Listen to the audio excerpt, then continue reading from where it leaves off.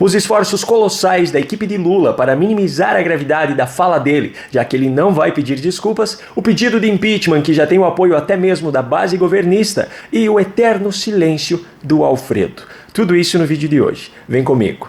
Vamos começar esse vídeo com o único assunto dele que não está diretamente relacionado à fala de Lula sobre Israel e as consequências dela, para que depois, na hora de falar sobre isso, não se perca o fio da meada. No último sábado, dia 17 de fevereiro, eu publiquei um story no meu Instagram que trazia uma manchete sobre o fato da Argentina ter alcançado em janeiro superávit equivalente a 620 milhões de dólares pela primeira vez em 12 anos. A manchete era de uma matéria da Jovem Pan, só que isso foi noticiado por diversos outros veículos também. No domingo, estava eu dando uma olhada nas mensagens que eu recebi no direct do meu Instagram, quando eu me deparo com a mensagem de um cidadão, que eu vou identificar aqui apenas como Alfredo, que é o primeiro nome dele.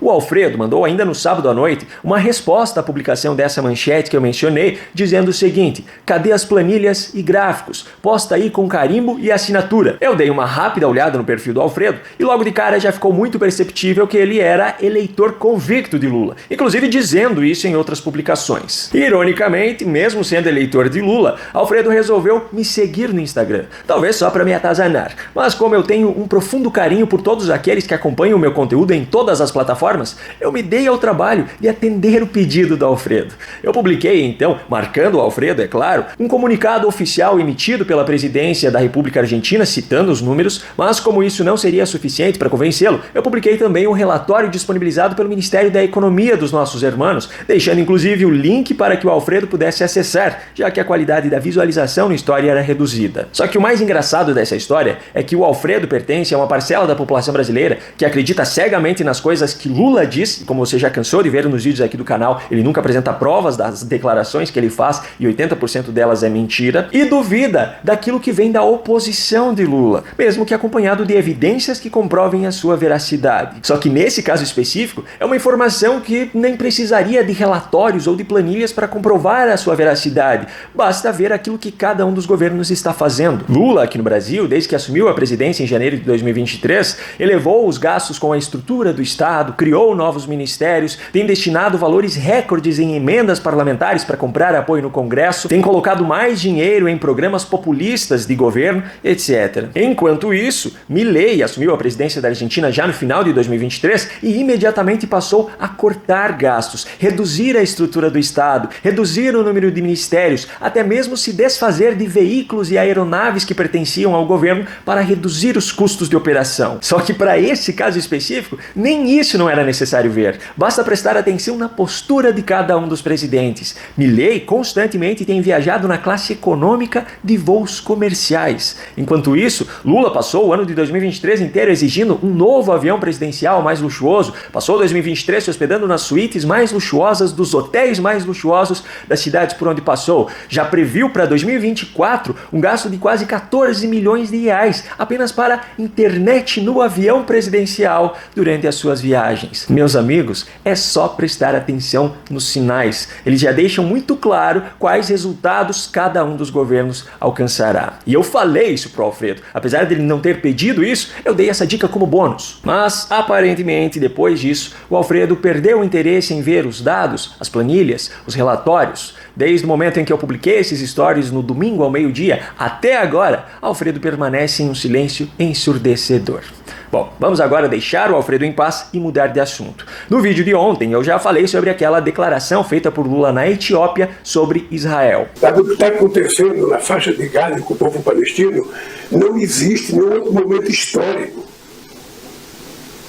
Aliás, existiu quando Hitler resolveu matar os judeus. Eu falei também sobre a repercussão que isso estava tomando no Brasil e no mundo, mostrei o pronunciamento feito pelo primeiro-ministro de Israel após o acontecido, mostrei que Lula passou a ser persona non grata em Israel, conforme anunciado pelo Ministério das Relações Exteriores, mostrei também o crime de responsabilidade cometido por Lula com essa fala, a lei que previa esse crime e que esse crime pode levá-lo a um impeachment. Desde o momento em que eu gravei o vídeo de ontem até o momento em que eu estou gravando esse vídeo aqui, um pedido de impeachment já está sendo assinado por diversos parlamentares parlamentares para ser protocolado na Câmara dos Deputados. Até o momento da gravação desse vídeo, pelas informações que eu tenho, já são 108 assinaturas nesse pedido. Se por acaso até o momento da edição do vídeo eu já tiver uma informação de um número maior, eu coloco esse novo número em texto aqui. Só que a parte mais interessante dessa história é que pelo menos 20 dessas assinaturas são de deputados que são de partidos da base governista, ou seja, partidos que estão aliados ao atual governo, seja através de ministérios ou de qualquer outro acordo. Isso significa que a percepção de que o crime de responsabilidade cometido por Lula deve ser submetido a julgamento de impeachment não vem apenas da oposição. Dessa forma, passa a existir um mínimo de esperança de que esse processo de impeachment seja levado adiante,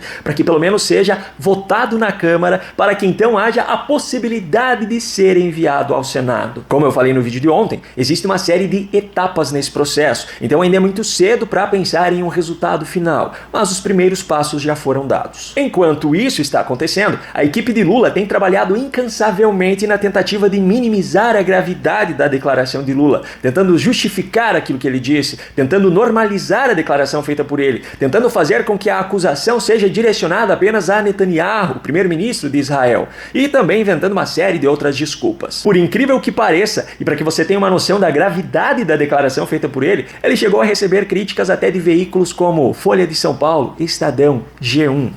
Janja, a primeira-dama, usou o seu perfil no Twitter para defender o marido. Aliás, não apenas defender, para dizer que estava orgulhosa dele. Paulo Pimenta, o ministro-chefe da Secretaria de Comunicação Social da Presidência, Gleisi Hoffmann, a presidente nacional do partido, também usaram a rede social para defender Lula. Quem também defendeu arduamente o presidente foi Alexandre Padilha, o ministro das Relações Institucionais do governo Lula. Só que no caso dele, essa defesa não foi em uma posição tão confortável quanto escrever uma publicação nas redes sociais. Ele participou do programa Roda Viva na noite dessa segunda, dia 19 de fevereiro. E para minha surpresa, a maioria dos jornalistas presentes não apenas não passou pano para a fala de Lula, como ainda fez duras críticas. Um deles foi Paulo Celso Pereira, do jornal O Globo e do Extra. O senhor falou há pouco que o presidente Lula fez foi uma crítica ao governo do Benjamin Netanyahu e à operação, mas não foi exatamente isso que ele fez. Ele falou textualmente que algo semelhante ao que se vê hoje só ocorreu quando Hitler resolveu matar judeus. Ele fez uma comparação direta com o Holocausto. Veja como o mundo dá voltas. Justo o jornal O Globo, que eu usei como exemplo em um vídeo da semana passada para mostrar o efeito do que a mídia fez com aquela família envolvida naquele caso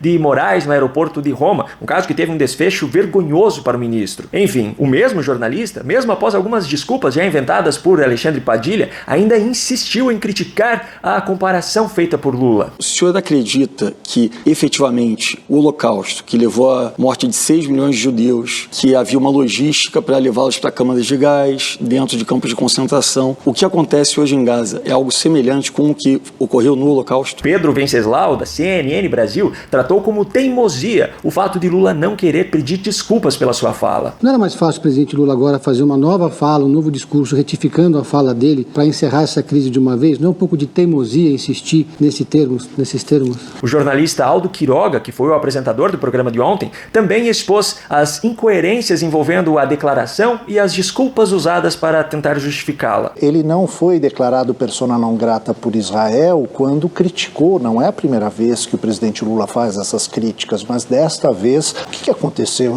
É um deslize. E também, em outro momento, colocou Padilha mais uma vez numa saia justa, ao mostrar que ele estava dando apenas respostas evasivas para não se comprometer. É justamente, e o senhor nas 3 perguntas referentes a isso fugiu do tema, é a comparação com o genocídio. Agora, mais um indício da gravidade da fala de Lula. Até mesmo uma jornalista representando a UOL fez críticas. Quando ele diz que o que ocorreu em Gaza nunca houve antes, salvo o que foi feito por Hitler no Holocausto, ele está, ao mesmo tempo, banalizando o Holocausto, comparando este episódio com outros, e invisibilizando outras tragédias humanitárias, como na Etiópia, que era onde ele estava justamente quando deu essa declaração. Bom, dentre as narrativas usadas por Alexandre Padilha para minimizar a situação, esteve a tentativa de direcionar a fala de Lula apenas como uma acusação direta a Netanyahu, primeiro-ministro de Israel. O presidente Lula fez uma afirmação direta em relação ao atual governo Netanyahu e com a força de expressão de quem está absolutamente sensibilizado com o massacre que está acontecendo. Ele usou ainda essa mesma linha de direcionamento para classificar como correta a fala de Lula e também classificar como correta a convocação do embaixador brasileiro em Israel para voltar ao Brasil. E foi correta a crítica global que ele faz a Netanyahu e correta a postura do Brasil, do governo brasileiro, do nosso chanceler de convocar, chamar de volta para o Brasil o embaixador brasileiro em Israel. Também batendo na tecla de que não foi um erro que Lula cometeu,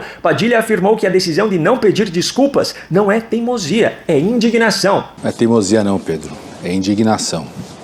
É indignação. Se tem uma coisa que o presidente Lula precisa pedir para o Netanyahu, é pedir pelo cessar-fogo, pela paz, para interromper o massacre. Alexandre Padilha, além da indignação, usou também a narrativa de que a fala de Lula não foi um erro, foi um grito de protesto de quem está há meses buscando a paz. É um grito de protesto, Aldo, é um grito de protesto do presidente da República. Tá certo, então, na sua opinião tá certo. Está há meses buscando a paz. Só que nenhuma narrativa foi tão usada por Alexandre Padilha na tentativa de minimizar a situação para Lula, quanto a de que os Estados Unidos, aliado histórico de Israel, teria trocado de lado nessa segunda-feira.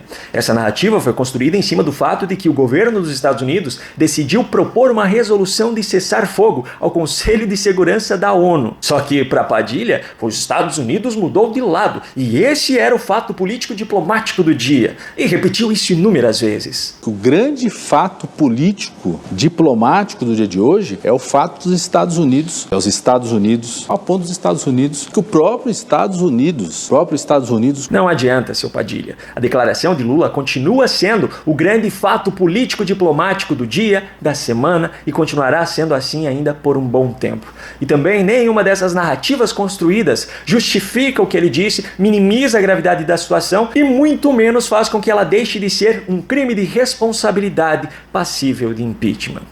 No canto da sua tela aparecerão agora recomendações de outros vídeos aqui do canal para que você os assista caso ainda não tenha feito. Se você gostou desse conteúdo e quer receber os novos vídeos aqui do canal, se inscreva e ative o sininho de notificações. Essa é a única forma de garantir que o YouTube entregará a você esses novos conteúdos. Um grande abraço e até o próximo vídeo.